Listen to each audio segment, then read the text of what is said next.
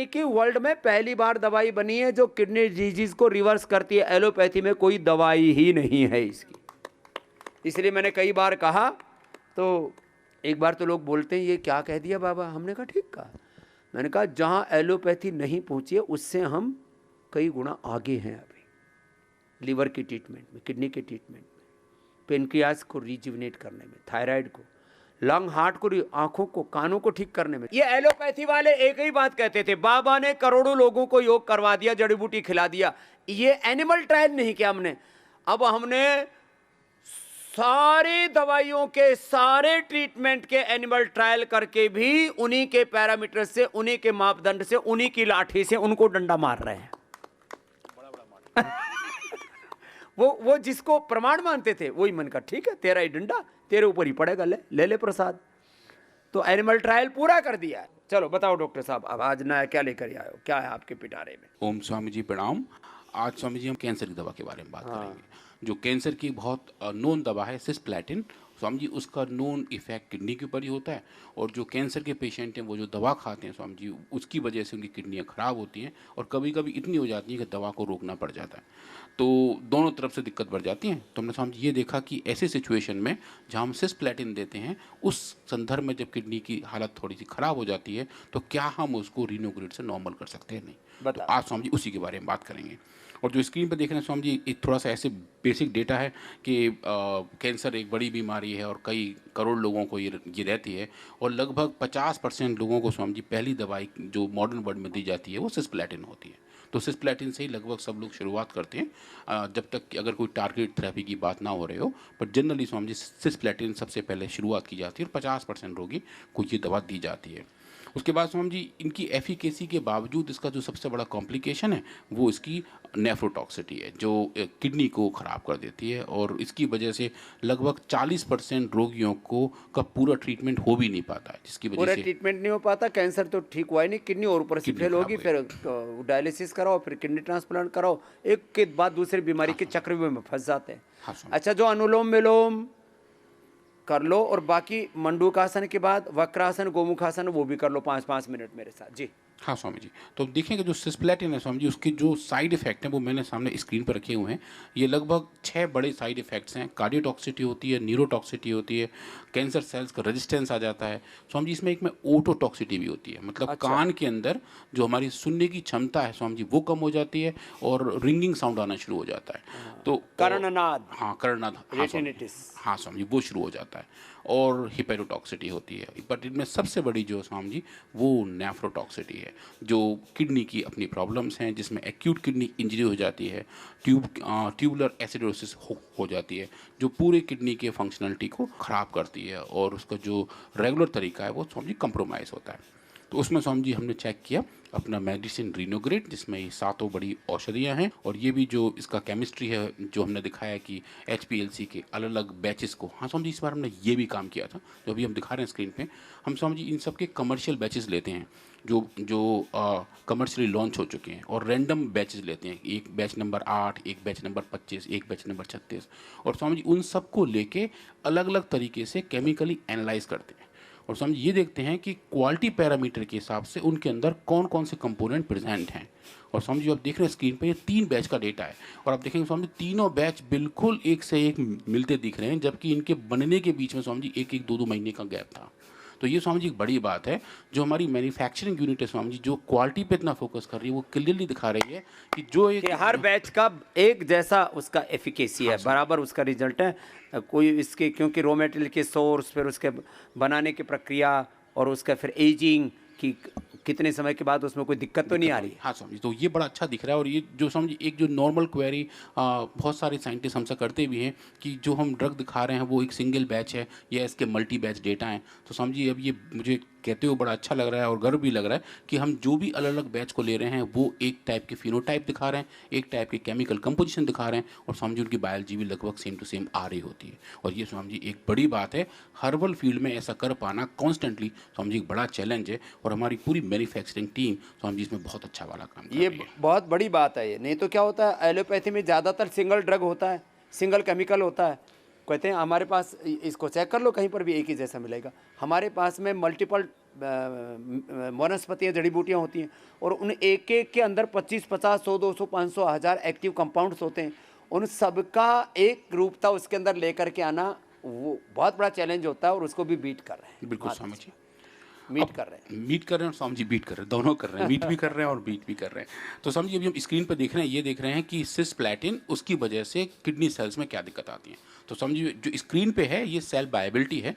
आप left hand side में देख रहे हैं रीनोग्रेट। रीनोग्रेट स्वामी जी इन किडनी सेल्स पे कोई इफेक्ट नहीं दिखाता है सेफ्टी को लेकर, ये बिल्कुल सेफ है स्वामी जी। 300 माइक्रोग्राम पर ml तक कोई भी सेल बायबिलिटी या सेल की लाइफ कम नहीं होती है। ये टॉक्सिक टेस्ट करते हैं, ये टॉक्सोलॉजी हाँ, बहुत ज़बरदस्त है हमारा टॉक्सोलॉजी डिपार्टमेंट। हाँ स्वामी जी। पर उसके बाद हम देखते हैं सेल बायबिलिटी सिस्प्लैटिन के साथ। तो देखेंगे स्वामी जी जैसे जैसे हम सिस्प्लैटिन का डोज बढ़ाते हैं वैसे वैसे स्वामी जी सेल बायबिलिटी कम होनी शुरू हो जाती है, मतलब कि सेल्स का मरना शुरू हो जाता है। और ये जो बॉक्स में आप देख रहे हैं स्वामी जी जहाँ मैंने ये मार्क किया हुआ है 15, ये स्वामी जी सिस्प्लैटिन का C-max है। C-max मतलब कि जब किसी इंसान को ये दवा दी जाती है तो उनके खून में दवाई की मैक्सिमम डोज कितनी है उसको समझिए हम C-max कहते हैं। तो वो बाकायदा खून से सैंपल लेके नापा जाता है। तो C-max पर ह्यूमन C-max पर स्वामी जी लगभग 50% सेल्स मर गए थे जो कि दिख रहा था। और जो कैंसर के सेल मारने के साथ साथ किडनी के सेल मार रही है। हाँ, ये खराब काम हो ये समझी खराब काम हो रहा था। और जब हमने इसको समझी को ट्रीटमेंट किया जहां हमने सिस्प्लैटिन को ह्यूमन C-max पे दिया और साथ में रीनोग्रेट दिया, इसी एक्सपेरिमेंट में समझो आप देखेंगे तो जैसे जैसे हमने रीनोग्रेट की मात्रा बढ़ाई थी समझी सेल्स का मरना कम हो गया था, वो वापस नॉर्मल की तरफ जाने शुरू हो गए थे। तो जो पहला डेटा था जो ये बता रहा था कि हम रीनोग्रेट से मरते हुए सेल्स को या मोक्ष की तरफ जाते हुए सेल्स को वापस ला सकते हैं, बीच में रोक सकते हैं। ये बहुत बड़ी बात है। इसलिए किसी को इमरजेंसी में लेना भी पड़े कैंसर की एलोपैथी की दवा तो साथ में रीनोग्रिड ले लो, किडनी फेल होने से बच जाओगे। और ये ट्रायल भी शुरू कर चुके हैं। हाँ स्वामी ये ट्रायल चल रहा है टाटा में, टाटा में समझिए ये काम चल रहा है। और उसके अलावा बहुत सारे रोगी जिनको समझिए जो पर्सनली आते भी हैं पतंजलि में ट्रीटमेंट के लिए, जिनकी कैंसर की दवा चल भी रही है, वो समझिए इसके साथ साथ ये भी ले रहे हैं और वो सब रेस्पॉन्ड कर रहे हैं कि उनकी जो किडनी पैरामीटर्स थे जो नॉर्मल आ रहे हैं, जो खराब हो गए समझिए वो नॉर्मल होने शुरू हो गए। ये बड़ी बात है, खराब होने के बाद नॉर्मल हो। हाँ समझिए वो एक बड़ी बात है। मैंने एनिमल ट्रायल तो करे, ह्यूमन ट्रायल भी साथ साथ चल रहा है समझिए। तो उसके बाद समझिए हमने देखा ये हो कैसे रहा है। तो जो किडनी इंजरी मार्कर्स हैं KIM kidney injury marker, NGAL और NAG, उन सब का लेवल देखा समझिए जो बढ़ जाता है सिस्प्लैटिन से वो लौट के नॉर्मल हो जाता है, विच वी एक्सपेक्ट। पर उसके बाद जो हम जो बड़ी चीज़ हमने देखी वो देखी थी ऑक्सीडेटिव स्ट्रेस, क्योंकि सिस्प्लैटिन समझिए हर एक सेल के अंदर एक ऑक्सीडेटिव स्ट्रेस पैदा करता है। तो हमने रिएक्टिव ऑक्सीजन स्पीशीज जो इसका मार्कर होता है वो देखा समझिए। तो आप देखेंगे ये जो स्क्रीन पर देख रहे हैं ये पूरा सिस्प्लैटिन का रिस्पॉन्स है। और सिस्प्लैटिन की वजह से ऑक्सीडेटिव स्ट्रेस इतनी सारी बढ़ गई थी, उसको समझिए रीनोग्रेट ने डोज डिपेंडेंट तरीके से बिल्कुल वहाँ कर दिया जहाँ नॉर्मल हुआ करता था। ये हम पहली बार ऐसा देखा है कि जहाँ हम टाइम काइनेटिक्स का इस्तेमाल करके टाइम डिपेंडेंटली ये बता पाए कि जो ऑक्सीडेटिव स्ट्रेस है उसको भी हम रेगुलेट कर सकते हैं। और जो 2 मार्कर हैं इसके अलावा GST और GC1 रिकॉर्डिंग, वो सब समझ हम देख पा रहे हैं वो भी डोज डिपेंडेंटली रीनोग्रेट ने नॉर्मल किए थे। अब उसके बाद समझिए हुआ ये होता कैसे है। तो लास्ट टाइम समझिए हम लोग डिस्कस किए थे एपोप्टोसिस के बारे में, जो एक प्रोग्राम सेल डेथ है, जो भी एक सेल पैदा हुई है उसका एक ये एपोप्टोसिस, ये जैसे मैंने सुबह आपको लाइपोजेनेसिस और लाइपोलाइसिस के बारे में बात कर रहा था, एपोप्टोसिस भी क्या है जरा एक बार बता दो। समझिए एपोप्टोसिस ऐसा है एपोप्टोसिस का मतलब जो सेल जब पैदा होता है उसकी उसी समय एक आयु निर्धारित हो जाती है, कितने दिन तक तेरे को जीना है। हाँ समझिए सती मूले तद विपाका जात्य आयुर्भोगा, जो महर्षि पतंजलि ने कहा वो बता रहे विज्ञान की भाषा में। हाँ स्वामी जी। तो होता क्या है कि एक सेल जब पैदा होता है उसका लाइफ फिक्स हो जाता है। जैसे हमारे RBCs हैं जो खून के रेड ब्लड सेल्स हैं, वो उन्हें 120 दिन जीना है।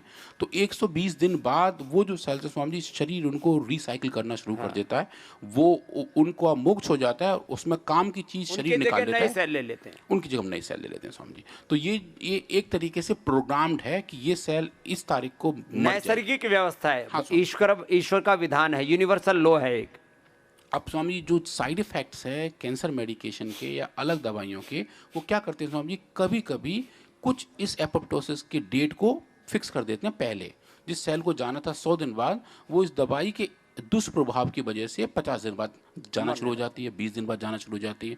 तो जो एपोप्टोसिस को शुरू करने का अपना तरीका है सेल को, वो स्वामी जी ट्रिगर हो जाता है इन दवाइयों के साइड इफ़ेक्ट से, तो सेल जल्दी मरने लगते हैं। तो हमने स्वामी जी ये देखा कि जो एपोप्टोसिस इंड्यूस हो रही थी सिस्प्लेटिन की वजह से, रीनोग्रिड स्वामी जी उस इंड्यूस एपोप्टोसिस को नॉर्मलाइज करता है। और ये स्वामी जी की बड़ी बात है, क्योंकि जो एक ये एक एक फाइंडिंग के लिए ना कई कई कई ग्रुप्स बनाने पड़ते हैं इनको, चूहों के, एनिमल्स के, सेल्स के स्वामी जी, सेल्स के। ये स्वामी जी ये लंबे वाले एक्सपेरिमेंट हैं। इसमें हम सेल्स का डीएनए से लेके आरएनए एक्सप्रेशन, उसके अलग अलग प्रोटीन कारक को हम स्वामी जी नापते हैं और ये देखते हैं कि कौन कौन से सिग्नलिंग मॉलिक्यूल हैं जो मॉडिफाई हो रहे हैं, जो सेल के अंदर के सिग्नलिंग और आपस में दो सेल के सिग्नलिंग को मॉडिफाई करते हैं। तो इसमें स्वामी जी अब आप देख रहे हैं स्क्रीन पे, यहाँ हम देख रहे हैं फ्लो साइटोमेट्री डेटा, जो लेफ्ट हैंड साइड में ये रंग बिरंगे जो थोड़े से स्कैटर दिखाई दे रहे हैं, इसमें स्वामी जी लगभग 1 लाख सेल्स में हमने स्कैटरिंग करके देखा कि इसमें कौन कौन से कारक दिख रहे हैं। हमने सेल्स को अलग अलग डाइस से स्टैन किया और उनको स्पेस आउट करके देखा कि कौन से सेल एपोप्टोसिस में हैं। हम इस टेक्निक का यूज़ करके ये पता कर लेते हैं कि हमारे पास अगर 100 सेल हैं, उसमें कितने एपोप्टोसिस में जा चुके हैं, कितने जाने वाले हैं और कितने अभी जिंदा हैं। तो हम इसके आधार पे हमने उनका फ्रेगमेंटेशन किया और देखा कि सिस्प्लेटिन की वजह से एपोप्टोसिस इंड्यूस हो गई थी। इसको हम क्वांटिफाई करके समझ यहाँ देख सकते हैं कि ये जो अर्ली एपोप्टोटिक सेल्स हैं वो समझिए काफ़ी सारे बढ़ गए थे। लगभग आप देखें तो ये समझिए लगभग 12 गुना बढ़ गए थे। नॉर्मल के मुकाबले 12 गुना सेल्स एपोप्टोसिस जाने शुरू हो गए थे। और समझिए रीनोग्रिड के इस्तेमाल से हमने लौटा के समझिए वहीं ले आए थे जहाँ नॉर्मली बिल्कुल अनट्रीटेड सेल्स होते हैं। और जो ये नैसर्गिक प्रक्रिया, हाँ स्वामी जी, जो उनकी नॉर्मल तरीका है सेल का, जो पूरा उनका सेल नेचुरल साइकिल लाइफ है। हाँ स्वामी जी, वहाँ उनको हम वापस ले आए थे। और चूंकि एपोप्टोसिस का जो प्रोग्रामिंग है वो अलग अलग एंजाइम्स के द्वारा, अलग अलग प्रोटीन के द्वारा कंट्रोल होता है और उसका स्वामी जी मास्टर रेगुलेटर है, इसका नाम है कैस्पेज। तो कैस्पेज ऐसे प्रोटीन हैं जो एक तरीके से चाबी का काम करते हैं एपोप्टोसिस में। तो एपोप्टोसिस एक बड़ा ताला है, उसमें जैसी चाबी लगती है वो स्वामी जी अनलॉक हो जाता है। तो वो जो चाबी है स्वामी जी एपोप्टोसिस की, कैस्पेज, हमने उसका लेवल भी देखा, उसकी एक्टिविटी देखी और ये पाया कि सिस्प्लेटिन की वजह से कैस्पेज की एक्टिविटी बढ़ जाती है, जो आप यहाँ स्क्रीन पे देख रहे हैं जहाँ मेरा कर्सर है।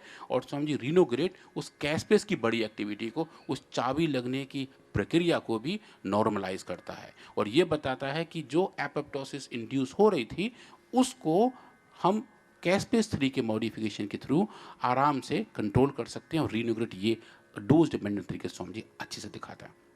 उसके बाद हमने देखे इनके और कौन कौन से बायोलॉजिकल मार्कर हैं। तो एक बड़ा इवेंट जो सेल बायोलॉजी में होता है स्वामी जी, वो होता है प्रोटीन फास्फोराइलेशन।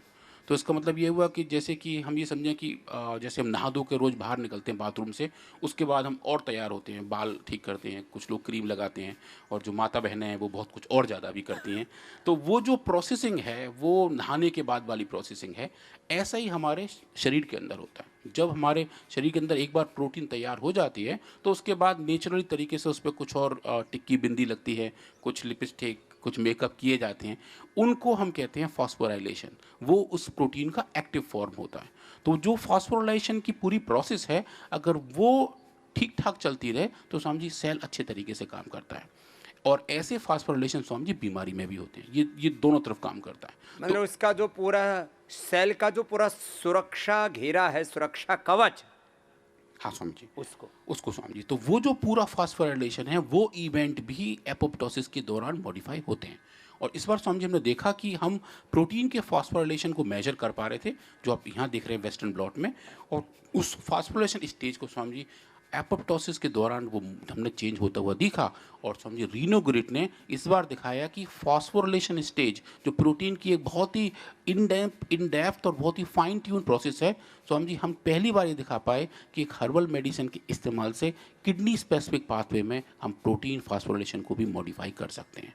और ये स्वामी जी एक बड़ी वाली बात है। और हमने कई पाथवे इसमें देखे हैं, फास्फो अर्क से लेके फास्फो जैंक और फास्फो P38 मैप काइनेज, ये बड़े पाथवे हैं जो सेल बायोलॉजी के हैं और जो अच्छे से हम यहाँ देख पा रहे हैं कि कैसे रीनोग्रेट उनको नॉर्मलाइज करता है। उसके बाद स्वामी जी हमने देखा कि जो सिचुएशन सेल्स के मरने की है, एपोप्टोसिस के बाद एक अगला आता है नेक्रोसिस।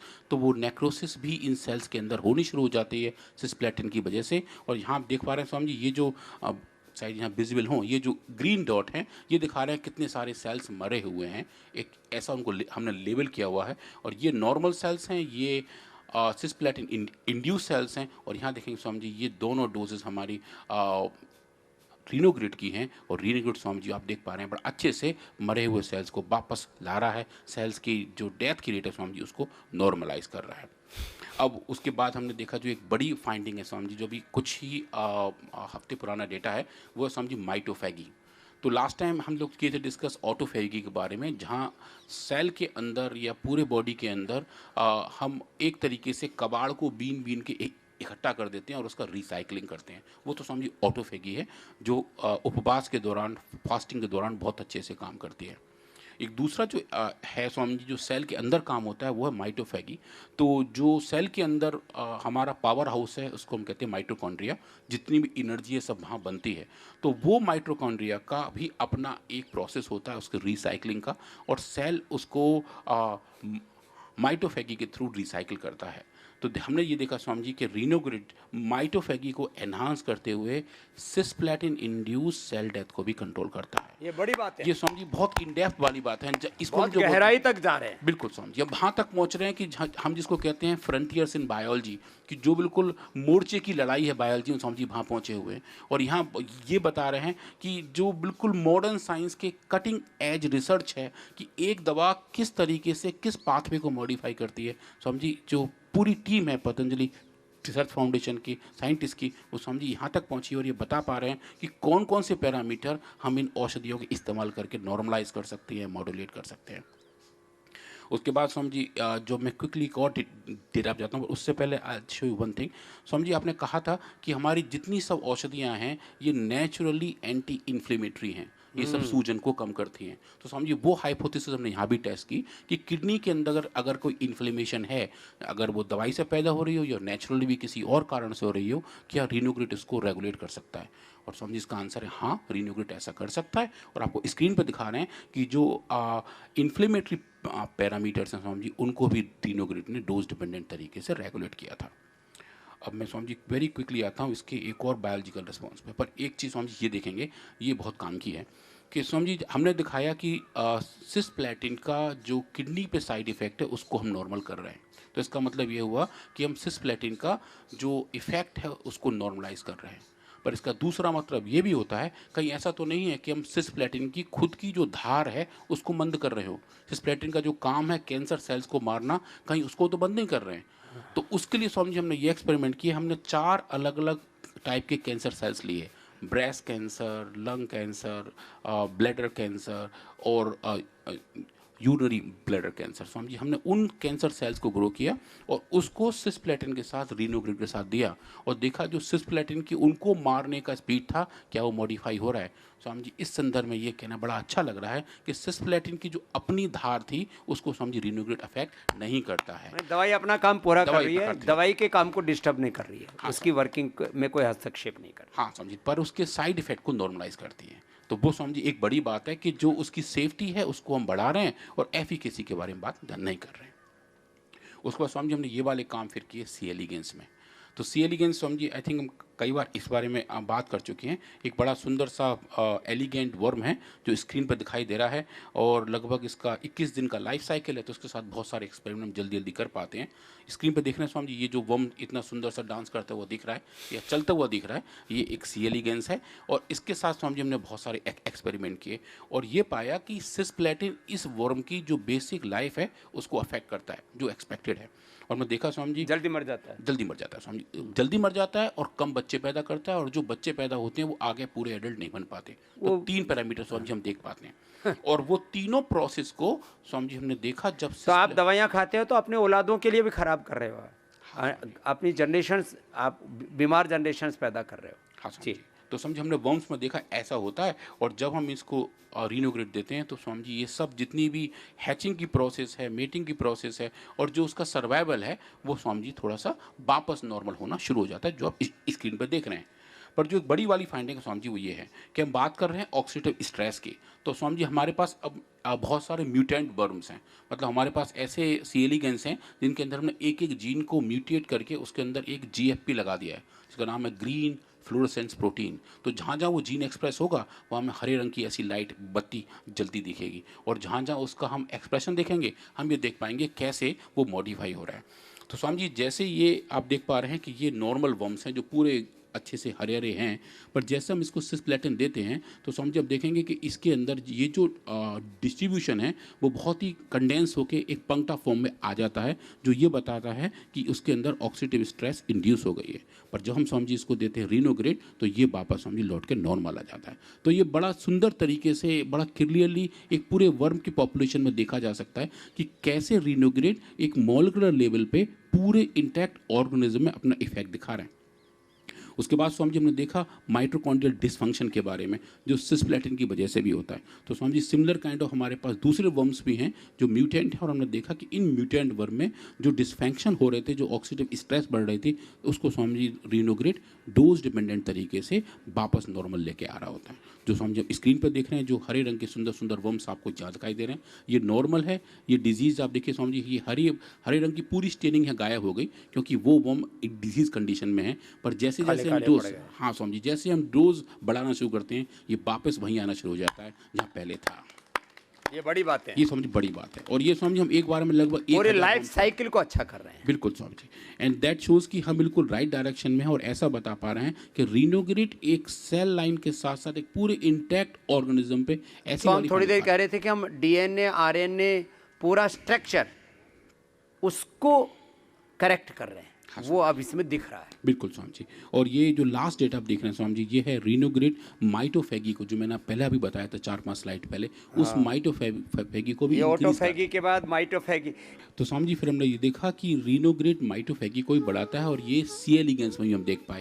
ये भी स्वामी जी पहली बार वाले एक्सपेरिमेंट हैं जहाँ हम ये दिखाएं कि हम एक ऐसा नया मॉडल सेटअप कर पाए कि आप माइटोफेगी को नाप सकते हो एक पूरी सी एलिगेंस के अंदर। और स्वामी जी हर्बल वर्ल्ड में आई थिंक दुनिया में कहीं और भी किसी भी आयुर्वेदिक औषधि या कोई भी हर्बल औषधि पे ये स्वामी जी ऐसे पहले एक्सपेरिमेंट हैं जो पतंजलि रिसर्च फाउंडेशन के साइंटिस्ट ने किए हैं, और ये जो बता पाए कि हाँ अब हमारे पास मोड ऑफ एक्शन है कि कैसे रीनोग्रेड सिस्प्लेटिन के द्वारा हुए साइड इफ़ेक्ट को नॉर्मलाइज कर सकता है, चाहे वो सेल बायोलॉजी का डेटा हो, चाहे एनिमल बायोलॉजी का डेटा हो, चाहे हम नाउ सी एलिगेंस का हो। और हम एक जीन एक्सप्रेशन से लेके प्रोटीन मॉडिफिकेशन से लेके पूरे ऑर्गन सिस्टम के बारे में समझिए बात करते हैं, और ये बताते हैं कि एक सेफ तरीके से आप कैसे साइड इफ़ेक्ट को रूल आउट कर सकते हैं और किडनी को समझिए पावर दे सकते हैं। तो स्वामी जी आपके चरणों में मेरा पुनः प्रणाम, और आप सबको मेरा बहुत बहुत धन्यवाद। एक बार जोरदार अभिनंदन है भाई हमारे पूरे साइंटिस्टों की टीम को, जो हमारे